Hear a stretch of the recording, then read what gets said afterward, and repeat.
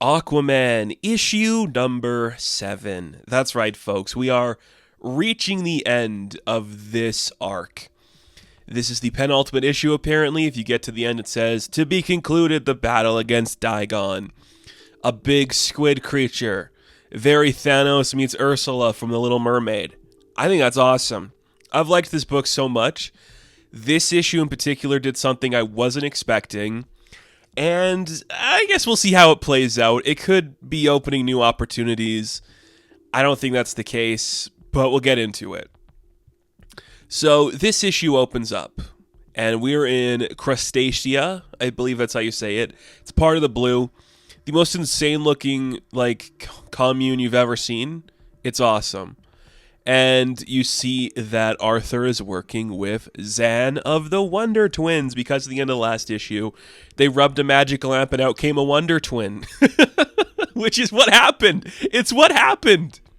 He's like, "I want to fight, Arthur. What are we doing here?" He's like, "We're getting there. Just wait a sec. We're going to fight. Don't worry." Pretty cool. It's awesome. So we see that some of the soldiers working for Dagon have captured a couple people trying to make them slaves. And then our team attacks. So Zan goes first and he frees them of their bondages. And then he's like, "Hey, you should surrender now because you're going to get beat up. You're the one surrounded, kid." And then suddenly Arthur screams, "Look out below!" And I don't know why I like that so much, but I really did. It's such an old man thing to say. I don't know. I like this interpretation of Arthur a lot. He feels very lived in, very old.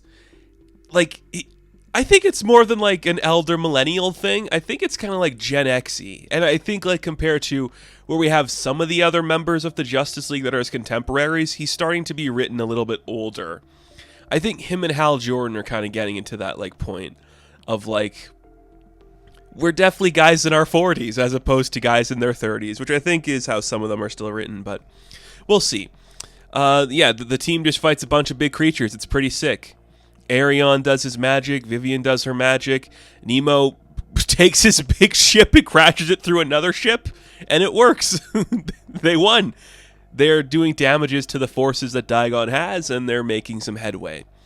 So after the fight's done, they reconvene on the Nautilus, and Vivian asks the questions what happens when we find them? When we find your people? Do you think they're going to be happy? Do you think they're going to be comfortable with this? What is the plan once we find the people? We still have an issue to deal with Dagon. And Arthur's like, "Yeah, well, we're just going to fight him." Which I get it. It's awesome. I say it every time. I'm going to keep reiterating it. You should keep this look for Aquaman. I think it's really good. I like the short hair with the bushy beard. I think it's so distinctive for him and doesn't make him look like a Jason Momoa ripoff. It's working really well. So suddenly there's some rumblings going on because they are about to enter a flowway, and that's just going warp speed underwater. That's all I'm going to say. We don't have to get into the semantics of it. Warp speed underwater, that's what they're going to. So they burst through it, and they wind up in the lost city of Atlantis. They have found Arthur's people. It's just sitting on a big pillar underwater. So cool. We do have a different artist on this book. I think, did they do the last issue as well? I can't remember. I'll have to go back and check my notes. But the blues are so vibrant with the colors. I don't know, the blues are just so impressive this issue. It is, most of the surrounding backgrounds is really vibrant blues. Definitely multiple shades in there. Looks really cool. So they touch down on what's left of Atlantis. And Arthur, in his monologues, "I can feel her. She is near." And you think he's talking about his wife, Mara. So he hears a voice. He's calling out for Mara, and it's Mara. And he sees this woman with dark red hair wearing a teal outfit. And he's like, "Mara," and she's like, "How do you know my mother's name?" And he's like, "Oh shit, that's my daughter." And then we see other people show up, like Garth and Jackson, and they're all looking old. Those guys are graying now. They look crazy cool. I love this look. Garth says, "You've been gone for decades. Where have you been?" He's like, "Decades? It's been a month maybe." It's whoa, what's going on? And Andrina is Arthur's daughter. Her name is Andy. Andrina, you get it. She is pissed off. It's so this is my famed father, the Aquaman. the man that couldn't save Atlantis. And Garth's like, would you just not, please? It's like, well, you have your mother's face and you definitely have her tongue. Where is Mara, by the way? Arthur, you should prepare yourself for the worst. Uh-oh, what's going to happen? We're doing an interstellar. So Arthur finds his beloved wife, and she is on her deathbed, finally reunited, and she's an old, withering woman who's like, don't look at me. I'm dying. I'm old. Look at me. And he's like, you're still beautiful. I love everything about you. Ah, yes. Yes, that's what you want to see.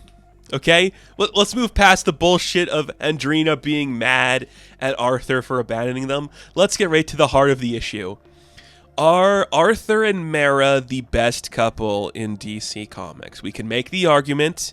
I think you could say Clark and Lois, Dinah and Ollie, Arthur, Mara, and then Mr. Miracle and Big Barda. I think those are the ones.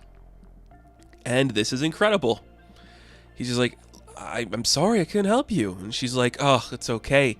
Things happen. Daughter, come here. This is your father. This is your daughter. You guys have some stuff to work through, but now that you're together, things are going to be okay. And if I die, I'm going to be at peace. And he's like, oh, nonsense. We're a family now. We're going to get through this. But then Dagon shows up with all his mercenaries and his big mercenary shark. And it's like, oh, shit. They couldn't even get like 10 minutes. Literally, as that's happening, Mara's dying. And I'm like, oh, man. I'm kind of worried. What are we doing here? She's like, I take her home, save our daughter, and she dies. And Arthur kisses her forehead, and he's like, you don't have time to mourn the death of my mom? And he's like, there's time to mourn, but we gotta fight right now. Why are you so much like your mother? So, I'm of a couple minds here. I really hope this isn't them saying Mara's dead. I don't think it's going to be, because there's no way. Like, they're going to have, like, in main continuity, Garth and Jackson be, like, 80 years old. There's no way they're going to do that. So I don't... Maybe Mara is going to stay dead, but they're going to bring these people back younger. Now, saying that, is Andy going to get de-aged? Or is she going to stay the same age as, like, Jonathan Kent? You know? That's the base I'm going off of right now. Because I don't know what else you would do. Like, we're in such a weird place with the legacy characters at DC. Damien's still relatively the same age. Wonder Woman's daughter, Lizzie, who's not really part of, like, the main story yet, but she's a baby in the main continuity. Jonathan's still, like, a late teenager. It's been decades that they've been gone. When we last left Andy, she was a toddler. So she's got to be at least 23 to 28? If that's what we're saying. But then why does Jackson and Garth look so old? So is she like 30-something? Are we trying to like replace the main continuity Mara with Andrina right now? I don't know. It could be an interesting dynamic to have Arthur deal with his adult daughter. Like, that's something to explore. Oh, I'm kind of worried. I hope Mara's not dead. I can get behind Andrina being this age if that's what we're doing. But who's to say? Anyways, Dagon attacks. He's got like a big mouth that comes out of his stomach. And yeah, that's what's going to happen. That's where the book ends, with like the big fight about to happen, and Arthur's got his daughter ready to like back him up in the fight. She's also got her own trident. So clearly we're doing something here. I don't know how it's going to go. Maybe it's going to go where like Arthur is going to kill Dagon and he's going to become the king of the blue, or the ruler of the blue. So then he's going to start putting people in a certain place. I don't know how that's going to go. It's very interesting. I don't think the momentum is fully killed. But I don't know. I don't know where we're going to go from here. It's really weird. We'll see. I'm very conflicted on what could happen here. Do we reverse Andrina back to a child, or does she stay this age? Because now she's like the same age as her father almost. So it's very interesting. Because Mara was like, what, 40? And now she's like 100? Like, I don't know. It's weird. Oh, it looks great. The colors are so great. The designs are so great. I just think this book's really fun. Michael Shelfer, I think he did do the art in the last book, if I'm not mistaken. This just works for me. It's just so much fun. Like, Nemo has the Nautilus and him and Aquaman are flying in like a magical tunnel. That's cool. That's just a cool idea. And now we got like character bios for everybody. When you look at like the title page, it's like Aquaman, Arion, Lady of the Lake, Captain Nemo. Like, this is our crew. Are they going to join the Justice League? Is Captain Nemo going to join the Justice League? That'd be awesome. Such a good book. Oh man, this is what Aquaman's needed. Hopefully, Mera's not gone. I don't think it's an illusion, though. I think these are like the actual characters. So, Aquaman, issue number 7. I am going to give an 8 out of 10. Now, thank you all for watching this review. Be sure to like and subscribe to the channel. And as always, I will catch you in the next one. Have fun. Stay safe. Good luck.